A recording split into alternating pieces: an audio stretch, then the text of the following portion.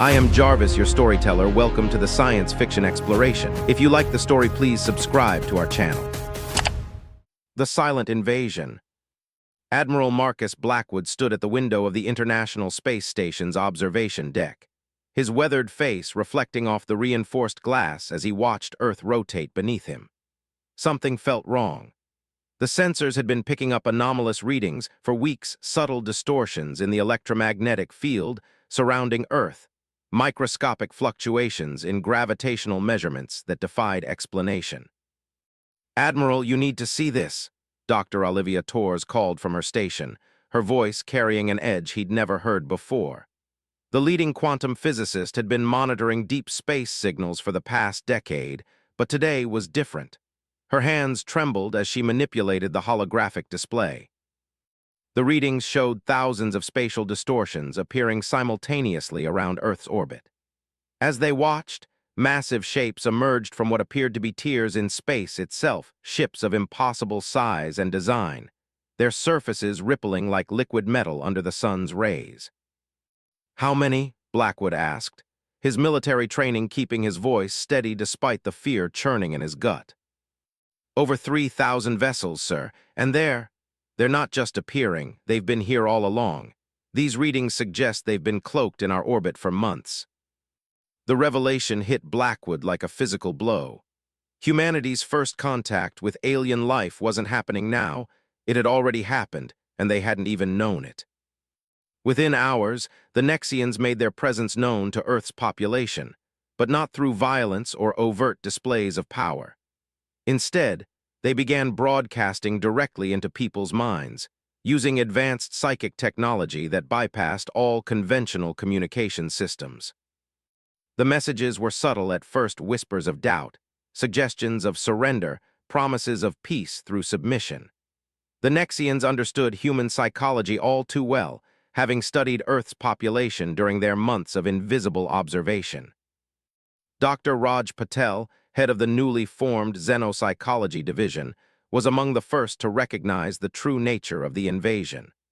"They're not here to destroy us," he explained during an emergency United Nations session. "They're here to reshape us, to mold humanity into something of their choosing without firing a single shot."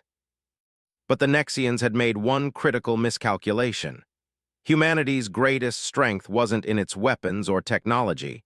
It was in its diversity of thought, its capacity for resistance, and its unwillingness to submit to control.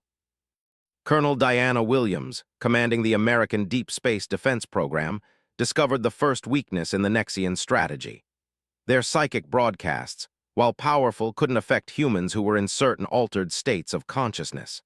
Meditation, specific brainwave patterns, even certain types of music could create temporary immunity to their influence. "We have to wake everyone up," Williams argued in the Joint Chiefs meeting. "Not physically, mentally. The Nexians are trying to lull us into a collective dream state where they can control us. We need to shock humanity back to full consciousness." Meanwhile, in a hidden facility beneath the Norwegian mountains, Dr. Viktor Petrov worked furiously on adapting Earth's quantum communication networks to counteract the alien influence. His team had discovered that the same principles that made quantum entanglement possible could be used to disrupt the Nexians' psychic broadcasts. The first test of their countermeasure came 3 months into the silent invasion. As the Nexians attempted to broadcast their most powerful suggestion yet, a command for worldwide disarmament, Petrov's team activated their quantum disruption field. The effect was immediate and dramatic. Across the globe, people who had been slowly falling under alien influence suddenly snapped back to full awareness. The veil of subtle manipulation lifted, revealing the true extent of the Nexian presence. The aliens, realizing their careful plan was unraveling, finally showed their true forms. Their ships, previously rippling with liquid metal, transformed into massive crystalline structures that cast ethereal shadows over Earth's major cities. Admiral Blackwood, watching from the ISS as the Nexian fleet revealed itself, received a transmission from Ground Command. Earth's military forces, previously held in check by the subtle influence of the aliens, were now free to act. But the Admiral knew that conventional weapons would be useless against an enemy of this technological advancement. "We don't need to match their technology," Blackwood transmitted back to Earth. "We need to understand it, adapt to it, and turn it against them. Humanity's greatest weapon has always been its ability to learn and evolve." As the first part of Earth's greatest conflict drew to a close, humanity stood united for the first time in its history. The Nexians had wanted to subjugate humanity through subtle manipulation, but instead, they had given Earth's population something they had never had before: a common enemy and a reason to work together. The silent invasion had failed, but the real war was just beginning. And humanity, despite being technologically outmatched, was ready to show the universe why Earth's species had survived countless extinction events and emerged stronger each time. The next phase would require everything humanity had learned throughout its violent history, not just about warfare, but about resistance, adaptation, and the indomitable spirit that had taken them from caves to the stars. Resistance rising. Dr. Elena Rodriguez stood in the heart of the underground facility known as Haven, surrounded by walls of quantum processors and holographic displays. 6 months had passed since the Nexians revealed themselves, and humanity had learned to fight back in ways no one could have predicted. "The biorhythm synchronization is stable," she announced, watching as waves of data flowed across her screens. The breakthrough had come 3 weeks ago when her team discovered that human brainwaves could be harmonized to create a natural shield against Nexian psychic attacks. General Marcus Hayes, the grizzled veteran who now led Earth's United Defense Force, stepped closer to examine the readings. "How many people can we protect at once?" "With our current network, we can shield about 30% of Earth's population, but that's not the real breakthrough." Elena's dark eyes sparkled with excitement as she pulled up another display. "Watch this." She activated a sequence that sent pulses of synchronized human consciousness through the quantum network. On a nearby screen, a captured Nexian probe's crystalline structure began to fracture. "Their technology isn't just sensitive to our brain waves," Elena explained. "It's vulnerable to them. When we synchronize enough human minds in the right pattern, we can actually damage their systems." The discovery had changed everything. The Nexians, who had believed themselves untouchable in their crystalline ships, suddenly found their greatest strength turned into a weakness. But the aliens weren't retreating, they were adapting. In orbit, Commander Takeshi Yamamoto led Earth's first space-based defense fleet. The ships were a hybrid of human engineering and reverse-engineered Nexian technology, created through a collaboration of scientists from every major nation. "Multiple contacts," his tactical officer, Lieutenant Maria Santos, called out. "Nexian vessels approaching from the dark side of the moon. They're using a new configuration we haven't seen before." The alien ships had evolved, their crystalline structures now wrapped in layers of dark energy that absorbed both conventional weapons and psychic attacks. But humanity had learned to expect the unexpected. "Deploy the resonance swarms," Takeshi ordered. Thousands of tiny drones, each carrying a quantum processor tuned to human consciousness patterns, streamed from the Earth ships. They surrounded the Nexian vessels like schools of metallic fish, their combined effect creating waves of disruption in the aliens' defensive fields. Back on Earth, the war took on many forms. In the streets of major cities, people learned to recognize the subtle signs of Nexian infiltrators, the slightly too perfect movements, the way electronic devices glitched in their presence. Resistance cells formed spontaneously, using everything from ancient meditation techniques to modern technology to maintain their mental independence. Captain Zara Ahmed led one such cell in Dubai, teaching civilians how to shield their minds through a combination of traditional Sufi practices and the new quantum harmonization technology. "The Nexians don't understand human spirituality," she explained to her students. "They see it as a weakness, but it's become our shield." The aliens had also underestimated humanity's capacity for adaptation. In research centers across the globe, scientists worked to understand and replicate Nexian technology. Dr. Viktor Petrov's quantum disruption field had been just the beginning. In a secure facility beneath Seoul, Dr. Jinho Park made another crucial discovery. The Nexians aren't just using technology, he reported to the United Defense Force Council. Their crystalline ships are partially organic. They grow and evolve like living things. This revelation led to a new approach. Instead of trying to destroy the alien vessels, humanity began developing ways to communicate with them directly. The ships themselves might be convinced to reject their masters. The turning point came during a massive Nexian assault on Earth's European defense grid. As their ships descended through the atmosphere, they encountered something unprecedented. A harmonized psychic broadcast from millions of synchronized human minds, led by Dr. Rodriguez and her team. The message wasn't one of hatred or defiance.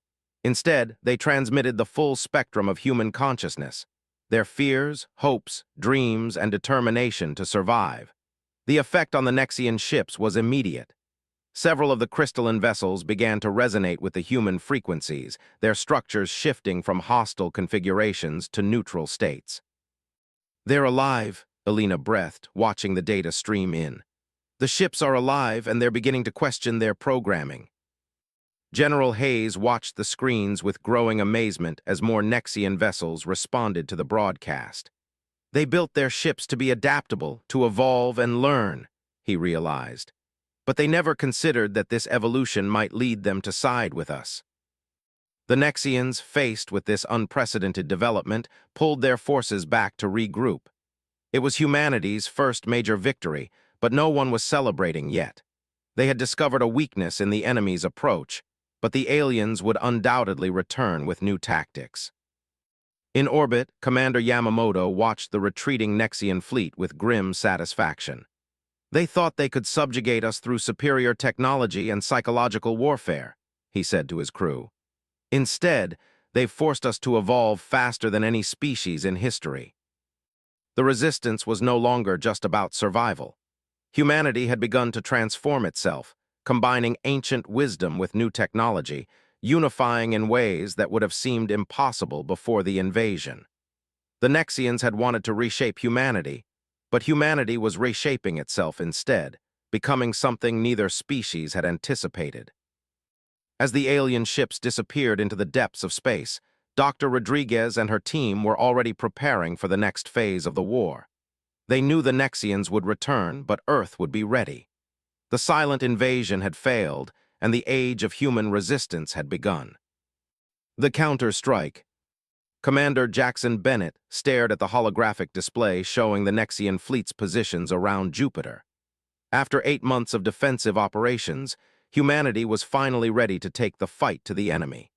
The mission was audacious, perhaps even insane, but it represented humanity's best chance to change the course of the war. "Quantum drives are charged and synchronized," reported Lieutenant Fatima Rahman from her station on the bridge of the UES Prometheus, Earth's first true battleship. The vessel represented everything humanity had learned about Nexian technology, combined with the unpredictable creativity that made humans such dangerous opponents. The plan was unlike anything the Nexians would expect.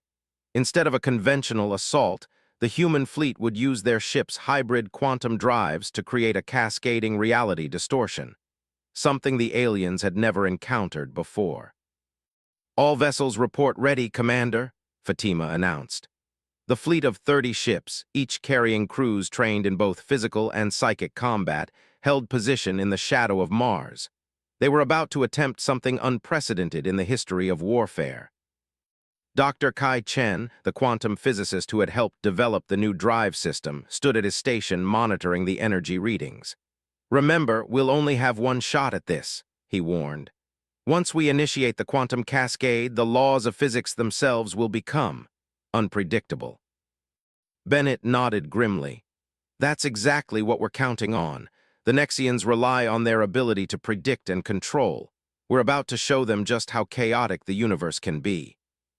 The signal was given. 30 quantum drives activated simultaneously, their energies interweaving through subspace in patterns that defied conventional physics. The space around the fleet began to ripple and twist, reality itself bending under the strain of human ingenuity. In their crystalline ships orbiting Jupiter, the Nexians detected the disturbance too late. The quantum cascade hit their fleet like a tidal wave of warped spacetime. Ships that had evolved to handle any conventional attack found themselves trying to adapt to changes in the fundamental forces of the universe itself.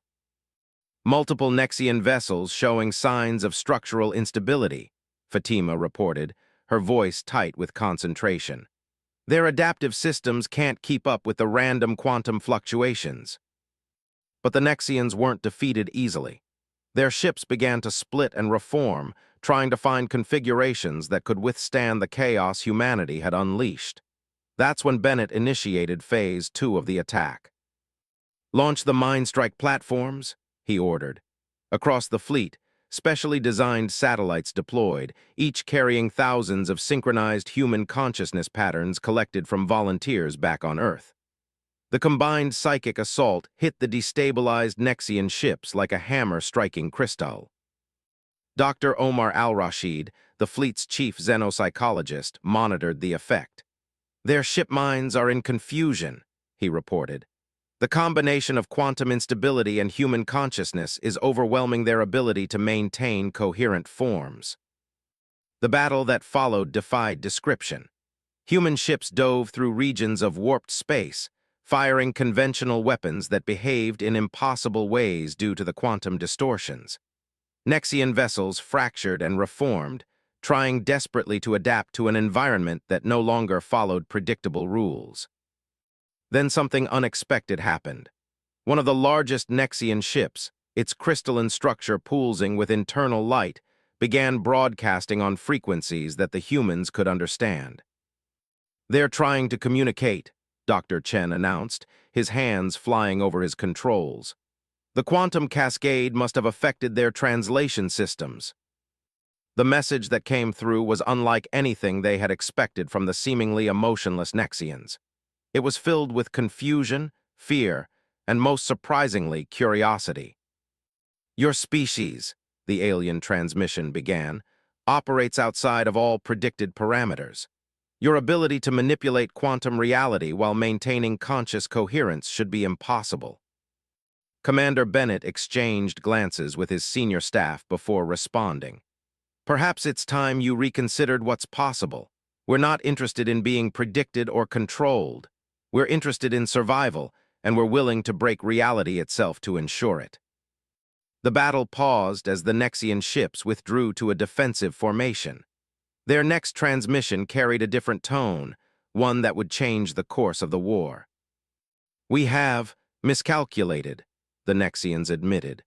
"Your species was categorized as primitive due to your technological level. We failed to account for your ability to adapt and evolve at rates that defy our understanding." But before negotiations could begin, alarm signals blared across the human fleet. Dr. Chen's face went pale as he read the incoming data. "Commander, we have a problem. The quantum cascade, it's not dissipating as predicted. The distortions are growing, spreading, if we don't find a way to stabilize them." "They'll reach Earth," Bennett finished grimly. Humanity's greatest victory was about to become its greatest threat. The force they had unleashed to fight the Nexians now threatened to tear apart the very fabric of space around their home world. The Nexians, monitoring the same phenomenon, made a decision that would reshape the relationship between the two species. "Our ships," they transmitted, "were designed to maintain spatial stability. If we combine our technology with your quantum innovations, we might be able to contain the cascade." It was a moment of truth for both species. The humans had proved they could fight the Nexians to a standstill, but now both civilizations faced a threat that neither could handle alone. The choice to trust their former enemies could determine the fate of not just Earth, but the entire solar system. Commander Bennett looked at his crew, seeing the same determination in their eyes that had brought humanity this far. "Begin synchronizing our systems with the Nexian ships," he ordered. "Let's show them what humanity can really do when we work together instead of against each other." The battle had ended, but the real challenge was just beginning. As human and Nexian ships moved into position around the growing quantum distortions, both species prepared to face a crisis that would either destroy them both or forge an alliance unlike anything the galaxy had ever seen. The Nexian truth. The Joint Command Center beneath Mount Cheyenne hummed with activity as humans and Nexians worked side by side to contain the quantum cascade crisis. 2 weeks had passed since the battle at Jupiter, and the unlikely alliance had managed to stabilize the worst of the spatial distortions. But the real revelations were just beginning. Admiral Hannah Mitchell watched as the Nexian High Administrator, a crystalline being who had taken the human name Atlas, interfaced with Earth's quantum networks. The alien's translucent form shifted colors as it processed information, a sight that still unsettled many humans despite their growing cooperation. "Your species continues to surprise us," Atlas communicated, its thoughts translating directly into human language through the new hybrid interface. "The way you've adapted our technology and combined it with your own unique approaches, it's unprecedented." Dr. Thomas O'Neill, the lead researcher for human-Nexian integration, monitored the data flowing through the quantum networks. "We're learning that our species are more complementary than anyone could have guessed," he observed. "Your precise control over quantum states combined with our capacity for creative problem-solving." But Atlas's next transmission cut him off, carrying a weight that silenced the entire command center. "There is something you must know, the truth about why we came to Earth." The holographic displays shifted, showing images of distant galaxies, star systems, and a darkness that seemed to consume everything in its path. "We are not conquerors by choice," Atlas explained. "We are refugees running from something that has already destroyed thousands of civilizations." The images focused on a region of space where stars simply ceased to exist. "We call them the Void Makers. They are ancient, patient, and utterly unstoppable by conventional means. They consume entire galaxies, breaking down reality itself to fuel their expansion." Admiral Mitchell leaned forward, her expression grave. "And they're coming here." "Yes, we sought Earth not just for conquest, but for salvation. Your species has something we've never encountered before, an ability to adapt and evolve at rates that defy all known laws of development. We believed that by controlling humanity, we could harness this ability to fight the Void Makers." Dr. O'Neill's hands flew over his console, analyzing the Nexian data. "These readings, they're showing fundamental breaks in the structure of spacetime itself. How is this even possible?" "The Void Makers exist outside normal physics," Atlas explained. "They are beings of pure entropy, spreading decay through the very fabric of reality. We've spent millennia trying to find a way to stop them. When we discovered Earth, we thought we had finally found our answer." Lieutenant Commander Yuki Tanaka, head of Earth's quantum defense systems, spoke up. "The quantum cascade we created during the Jupiter battle, it wasn't just affecting local space, was it? It was creating something new." Atlas's form pulsed with confirmation. "Your unpredictable approach to quantum mechanics, combined with your species' unique consciousness patterns, created ripples in reality that even the Void Makers would have difficulty consuming. But it also created a beacon that they will not ignore." The implications hit everyone in the room like a physical force. Humanity's greatest victory had inadvertently signaled their position to an enemy far worse than the Nexians had ever been. Admiral Mitchell's voice cut through the tension. "How long do we have?" "At their current rate of expansion, perhaps 5 Earth years, but that's not the worst part." Atlas projected new data streams showing the accelerating decay of nearby star systems. "They're learning, adapting, just as your species does, but on a cosmic scale." Dr. O'Neill studied the patterns with growing concern. "These decay rates, they're following fractal patterns similar to our own evolutionary algorithms. It's like they're mirroring life itself, but in reverse." "Precisely," Atlas confirmed. "And that is why we need each other. Your species' capacity for unconventional thinking, combined with our technological advancement, might be the last hope for both our peoples and countless others." The command center erupted in urgent discussions as military leaders and scientists from both species began formulating plans. But Admiral Mitchell noticed something in the Nexian data that others had missed. "These Void Makers," she said, pointing to a particular pattern in the decay signatures. They're not just consuming reality. They're reshaping it, like they're trying to rebuild the universe according to some pattern we can't yet understand. Atlas's form shifted to a deep blue, indicating surprise. You're right. In all our centuries of studying them, we never saw this pattern. We were too focused on the destruction to see the creation hidden within it. Dr. O'Neill's eyes widened as he ran new analyses. If we combine this insight with what we learned from the quantum cascade, we might be able to communicate with them, or at least understand their purpose. Communication, Atlas's form rippled with uncertainty, with beings that exist beyond normal spacetime. Why not? Lieutenant Commander Tanaka interjected. We're already communicating across species, across fundamentally different forms of consciousness. Maybe the Void Makers aren't destroying reality. Maybe they're trying to tell us something about the nature of existence itself. As the discussions continued, a new sense of purpose filled the command center. The former enemies, now united by a common threat and a growing understanding of each other's strengths, began to see possibilities that neither species could have imagined alone.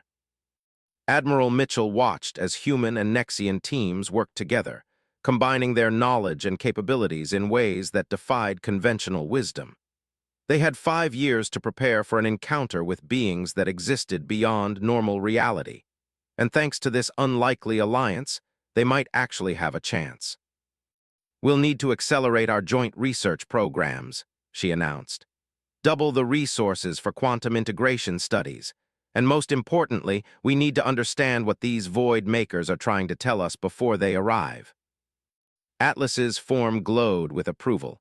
Perhaps this is why we found Earth, not to conquer you, but to evolve together, to become something greater than either of our species could be alone. The truth about the Nexian invasion had been revealed, but it was only the beginning. As humanity and their former enemies prepared to face an unimaginable threat, they were discovering that the greatest weapon against cosmic entropy might be the very thing that had brought them together: the ability to adapt, to evolve, and to see patterns in the chaos that others had missed. Evolution's edge. 5 years of preparation had transformed the solar system. Orbital platforms combining human ingenuity with Nexian crystal technology created a vast network of quantum sensors and reality stabilizers. Earth itself had evolved, its population now capable of coordinated consciousness states that would have seemed impossible half a decade ago. But the Void Makers had arrived early. Captain Nadia Chen watched from the bridge of the UES Prometheus II as reality itself began to tear apart at the edges of the solar system. The darkness wasn't just an absence of light, it was an absence of existence itself, spreading like ink through water. Multiple breaches detected, reported First Officer David Ockhaffer, his hands dancing over the quantum interface. The Void Makers are testing our defenses, probing for weaknesses.